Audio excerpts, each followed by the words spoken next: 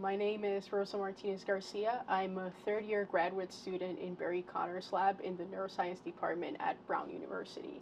And I'm here to be trained as a scientist. I was born and raised in Puerto Rico. My mom is trained as a dentist and my dad is trained as an engineer, and they really encouraged me to ask questions and seek out answers.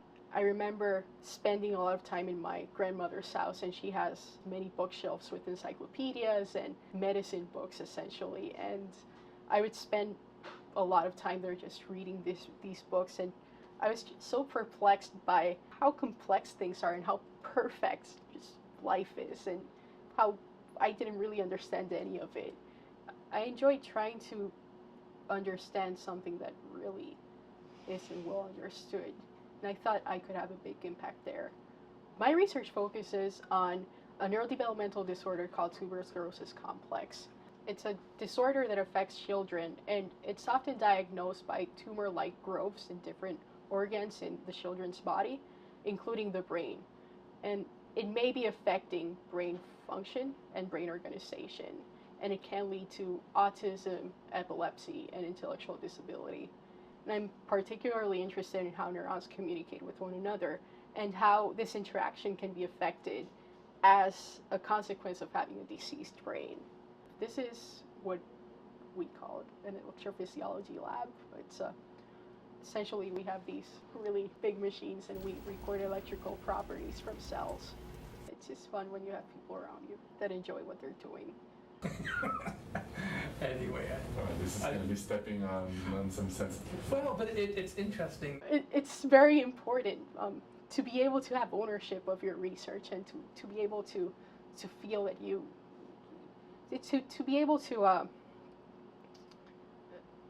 realize that you can make it and that you definitely are not different than anybody else, and you definitely are part of a team that has a very common cause. In the University of Puerto Rico, they really do encourage you to seek opportunities inside and outside the university and the island. So I got involved in research very early on as a freshman in the chemistry department, and I would see how lab members interacted and how united they were to improve the quality of life of humans. And that got me really excited. I enjoyed being in a lab. I enjoyed the process. It's strange because this D tomato shows up yellow. Oh, so it's partially just the objective. We can look at it on the different. So there's green and there's red. So it actually shows up really nicely in the red. Okay. But the orange allows us to see both the green because there's a bit more crossover. Okay. Yeah. At the same time, I was also taking general biology classes, and we got to the section of development and neuroscience, and I was just in awe with how things work.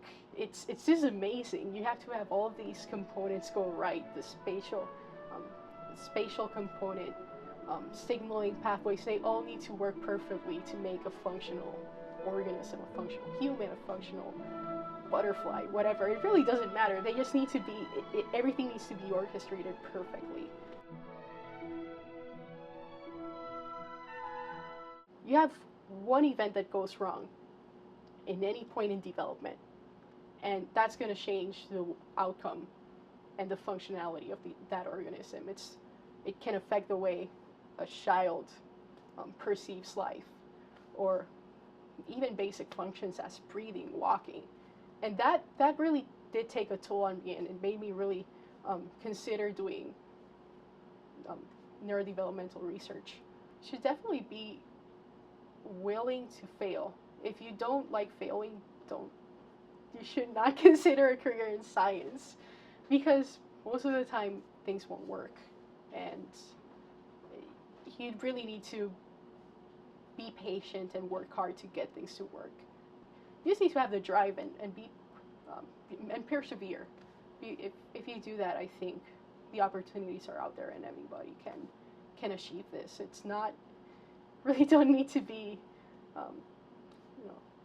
grade A or like the top 1% to be in science. That's not true. I certainly wasn't.